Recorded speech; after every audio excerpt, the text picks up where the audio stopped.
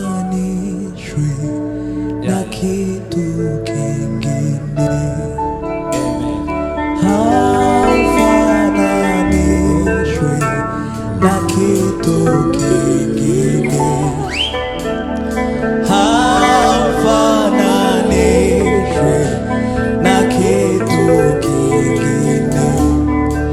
Unafanya mambo ambayo mwanadamu hawezi kufanya. Unatoa faraja ambazo mwanadamu hawezi kutoa. Unafanya mambo ambayo mwanadamu hawezi kufanya. Unatoa faraja ambazo mwanadamu hawezi kutoa. Haufananishwi na kitu kingine, haufananishwi na kitu, haufananishwi Baba na kitu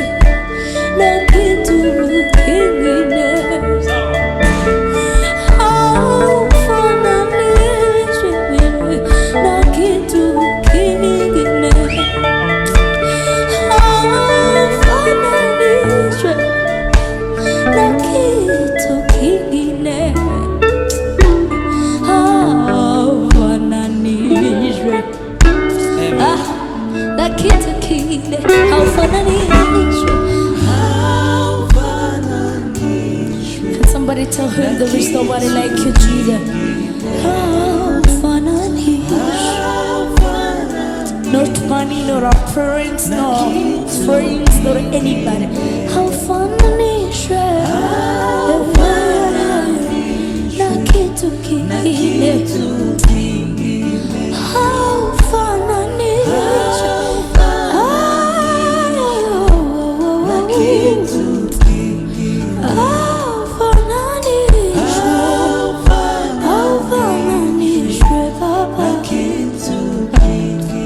How fun is ushobora kuramya Imana aho uri hose, mu nzu yawe, ku kazi kawe, mu modoka yawe, anywhere you are. Ubwire ngo Mana, you don't look like anything, Lord. How far I need you, how far I need you.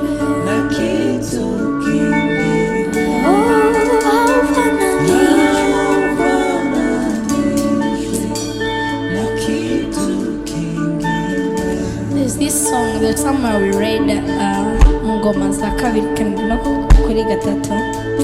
There is this verse that I love most. It goes like this. Let's go now. It goes like that. Ndetse n'indirimbo zawazanye. Yes. Ibitambo yes. That's an animal. Sawasanye ibitambo byo gushima. Wahora baririmba bati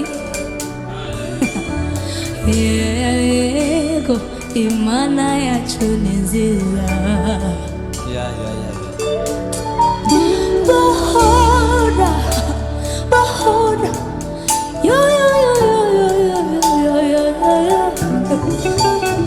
yego yego Imana ni nziza. Tuzahora turirimba tuti tinukuri Imana yacu ni nziza.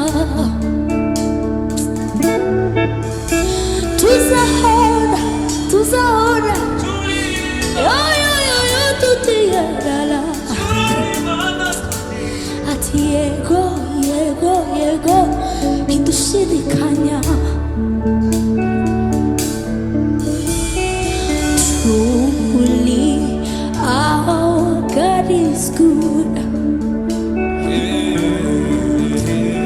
Truly our God is good.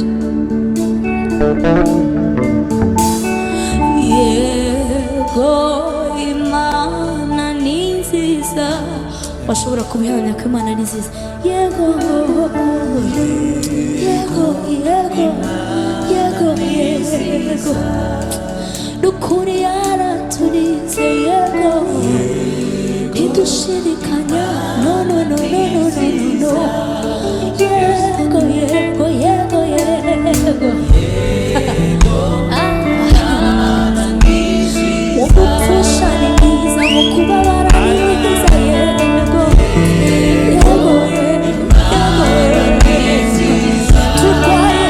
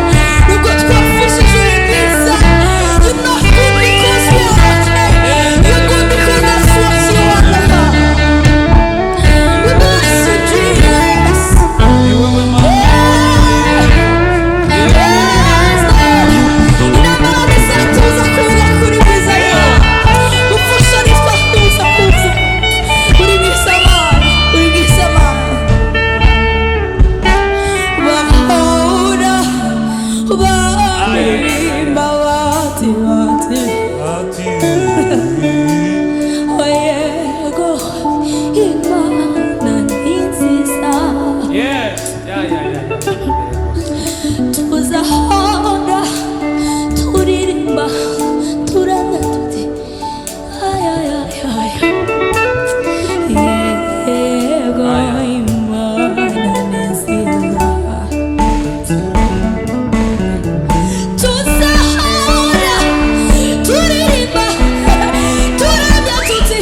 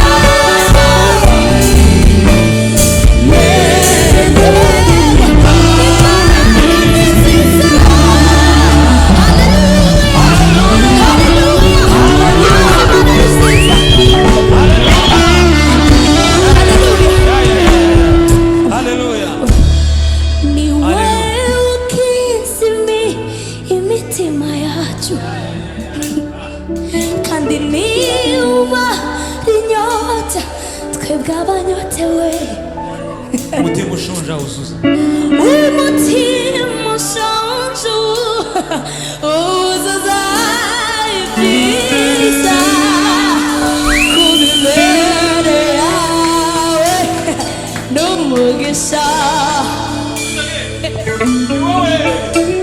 ni wowe ukiza imitima umara inyota abanyotewe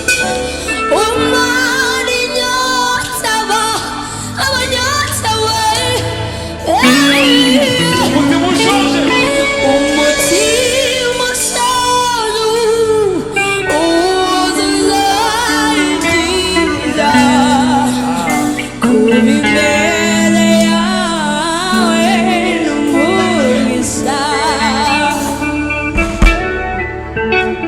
ni wowe ukiza imitima umara inyota abanyotewe umara inyota abanyotewe ndetse n'umutima ushonje umutima ushonje uzuza ibyiza ku bibere yawe n'umugisha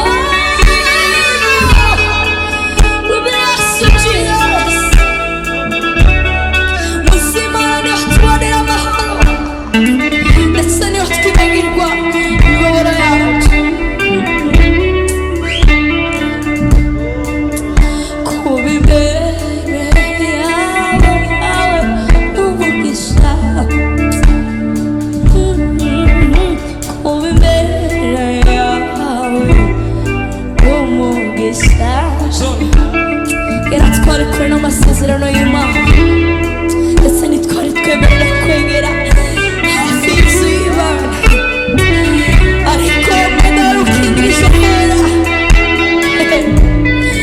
wataritsemo kugira ngo njye nawe twegera hera habe kugira ngo natwe tugabane umugisha w'Imana. Kumbere yawe Mwami ni umugisha ndetse n'iby'agaciro kuri twebwe Mwami.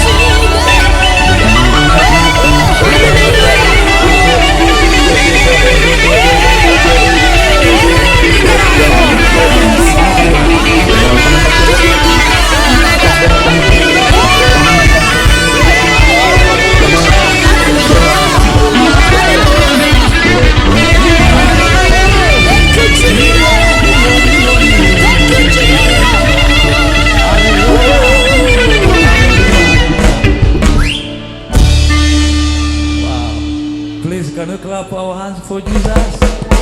Can you clap our hands for Jesus? Can you clap our hands for Jesus? Can you clap our hands for our apostle Douglas Worshippera, please? Can you clap our hands? Yeah. Juu ya yote Imana niri kunewe.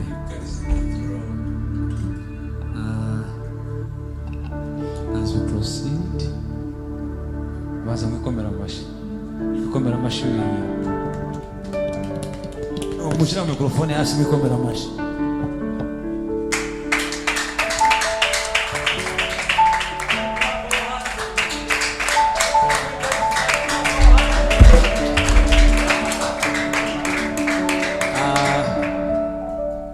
We welcome you once again, our viewers, and we are so happy to be with our Apostle Douglas Worshippera in this place. I think the cameraman, you can.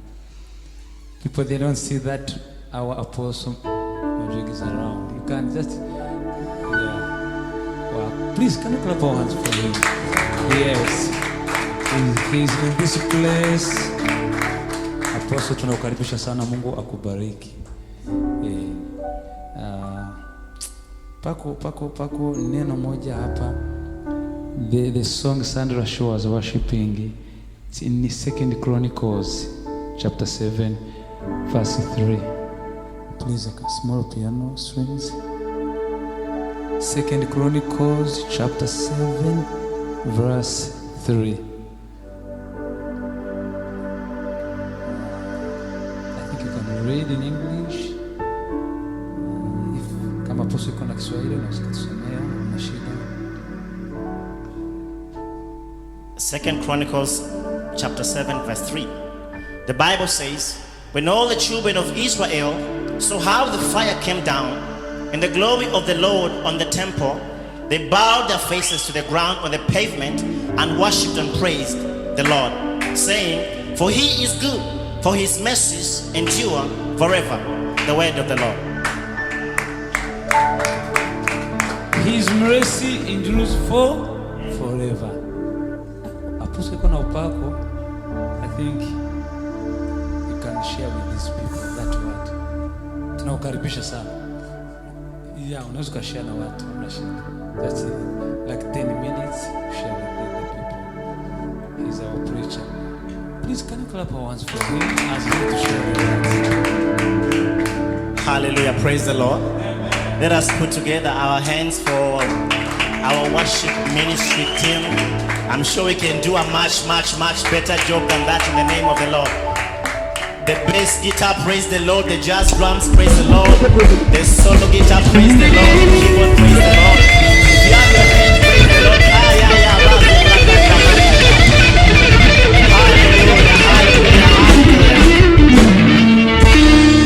Praise the Lord. Hallelujah. Today is a very special day for the Worship Ministry International. Praise the Lord. Yes, the Bible says that there is coming a time, and now is the time when they that worship the Lord worship him in spirit and in truth. Praise the Lord. So in the end times, the worship ministry is going to be a ministry of such great advantage. Praise the Lord. Amen. And we bless the Lord for the people, these beautiful, young, anointed, glorious worship souls that have captured this dream. Praise the Lord. Amen. Zed, I see you. Fredo, Prosper, and my brother, what's your name? Muhire, Sandrine, Halibani, Divine, and Senga, Ubiza Bwa Jehovah. I see finance pictures. Praise the Lord, Robin. I see my Milka. Praise the Lord. Hallelujah. Amen. So we bless the Lord indeed that this is the time when we are laying the foundations. The Bible says when wickedness increased in the time of Samaria, in the time of Elijah, the prophets of Baal began to challenge the ordinances of God. And Elijah challenged these people. He said that if I be a man of God, gather up all these prophets and let us go to the Mount Carmel. Praise the Lord.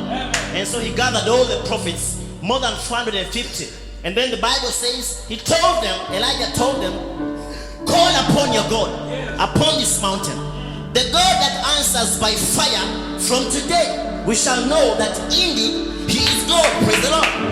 The Bible says they called from morning, afternoon, every time, the whole day they spent calling the Lord, but there was no answer.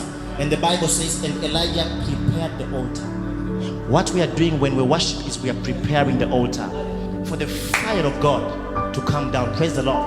And when the fire comes down, it starts with the people who are at the altar. Amen. Amen. I wish I knew what that song meant.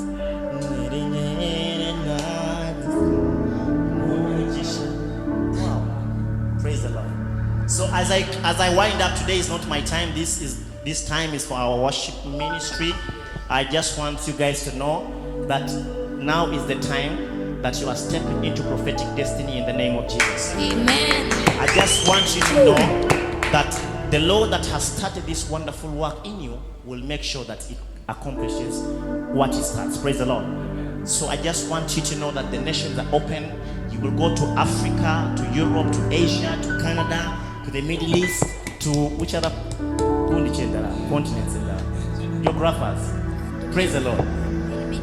America, everywhere you will go and you will be heard in the name of Jesus. So let me welcome Zenga to take us forward. Clap your hands if you have them in Jesus' name.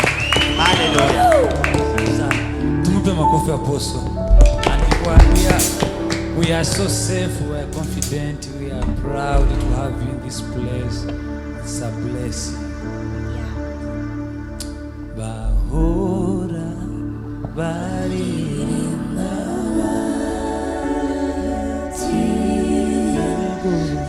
Yego Imana niziza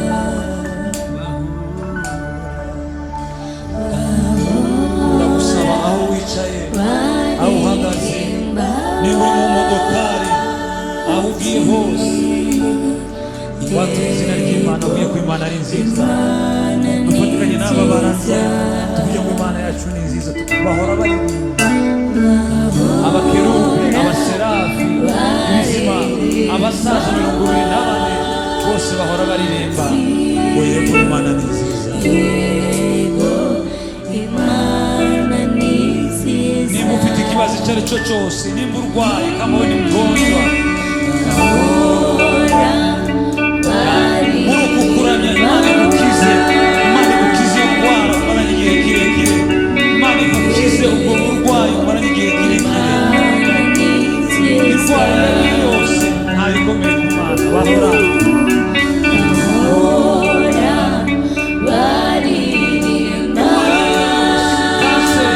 kansa, diyabete, malariya, indwara iyo ari yo yose Imana ishoboye kugukiza. Wizere gusa ko Imana ari nziza ishoboye gukora. Uce bugufi turane Imana muri iyi ndirimbo, tuvuge ngo Imana ni nziza. Ugukira kubanzirizwa no gushima Imana, kubanzirizwa no gushima Imana. Tumwabudu kwanza Mungu, tumaze dushaka ubwami bw'Imana. Bahora tumwabudu Mungu.